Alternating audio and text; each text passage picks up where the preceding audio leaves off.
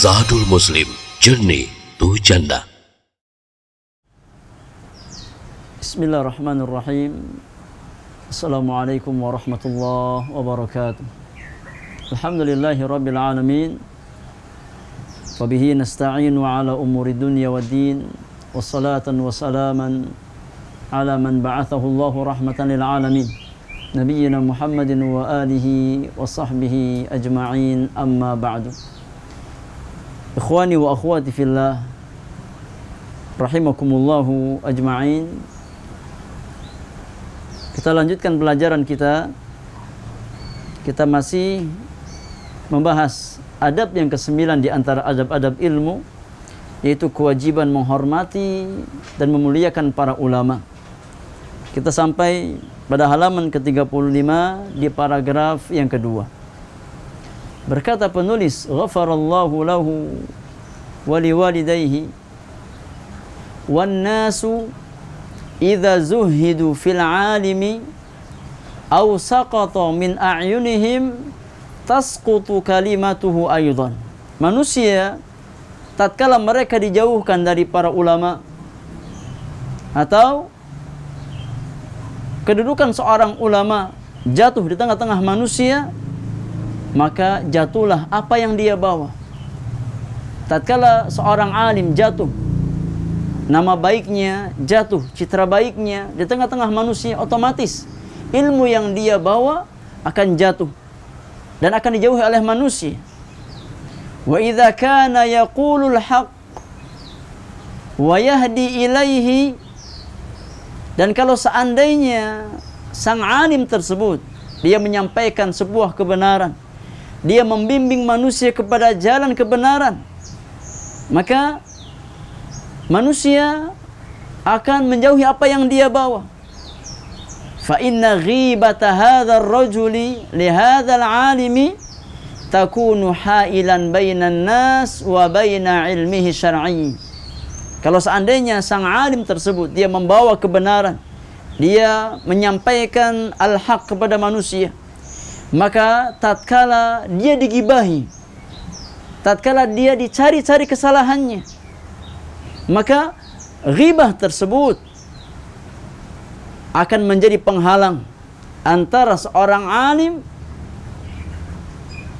dengan apa yang dia bawa, atau menjadi penghalang antara manusia dengan ilmu syar'i yang dia bawa, sehingga manusia tidak mau menerima ilmunya karena namanya sudah jatuh di tengah-tengah manusia. Wa hadza khataruhu kabirun wa 'azim. Dan hal semacam ini sangat berbahaya bagi seseorang. Kata penulis, inna 'ala syabab an yahmilu ma yajri bainal ulama minal ikhtilaf ala husnin niyyah. Hendaknya kewajiban para syabab, para pemuda, para pelajar, tatkala mereka mendapatkan ikhtilaf di kalangan para ulama, hendaknya mereka menjadikan ikhtilaf tersebut atau membawa ikhtilaf tersebut kepada niat yang baik, kepada niat-niat yang baik, wa 'alal ijtihad, dan mereka bawa ikhtilaf para ulama kepada ranah ijtihad. Itu ijtihad para ulama. Wa an ya'dhuruhum fima akhta'u fihi. Dan kalau seandainya para ulama salah dalam ijtihadnya, maka hendaknya mereka memberikan uzur terhadap kesalahan tersebut. Karena seorang alim diwajibkan oleh Allah untuk berijtihad semampu yang bisa dia lakukan. Dan Nabi yang mulia mengabarkan, kalau seandainya seorang mujtahid dia sudah berusaha semaksimal mungkin untuk berijtihad dengan cara-cara yang benar, dengan cara-cara yang syar'i, maka tatkala ijtihadnya benar, dia mendapatkan 2 pahala. Dan kalau seandainya ijtihadnya salah, dia mendapatkan 1 pahala. Itulah di antara hal yang Nabi kabarkan, bahwasanya seorang alim yang dia sampai pada tingkatan ijtihad, meskipun dia salah dalam ijtihadnya, maka dia tidak tercela. Nah, karena dia tetap mendapatkan 1 pahala dari Allah Subhanahu wa taala. Kata beliau, wala mani'a an yatakallamu ma'ahum fima ya'taqiduna annahu khata'un. Dan tidak masalah seseorang tatkala dia melihat kesalahan pada orang lain atau seorang alim dia salah di dalam pendapatnya, maka tidak mengapa dia berbicara dengan alim tersebut. Dia berdiskusi dengan seorang alim tersebut, liyubayyinu lahum halil khata'u minhum aw minal ladzina qalu innahum akhta'u, agar ada jalan terang.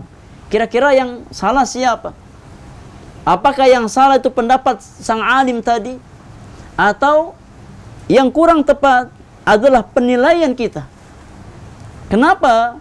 Li'annal insana ahyanan yatasawwar anna qaulal alimi khata'. Karena terkadang jamaah yang Allah muliakan, seseorang itu dia melihat pendapat seorang alim itu salah. Seringkali kita melihat pendapat si fulan itu kurang tepat menurut penilaian kita. Thumma ba'dal munaqashati yatabayyanu lahu sawabuhu. Namun setelah kita diskusi datang kepada sang alim, kita dengarkan apa hujahnya, kita dengarkan pendapatnya, ternyata pendapat beliaulah yang benar, yang tepat.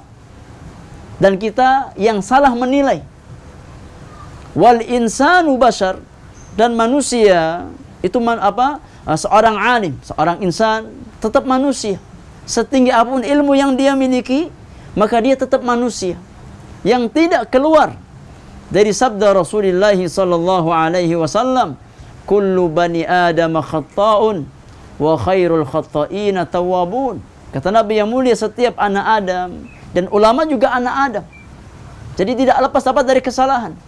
Nabi yang mulia mengatakan setiap anak Adam itu pasti berbuat kesalahan, entah disengaja ataupun tidak disengaja. Dan sebaik-baik orang yang bersalah, kata Nabi yang mulia, adalah yang senantiasa bertaubat dan kembali kepada Allah Subhanahu wa ta'ala. Jadi kesalahan seorang alim bukan aib bagi mereka, karena mereka manusia biasa yang kadang benar dan kadang salah.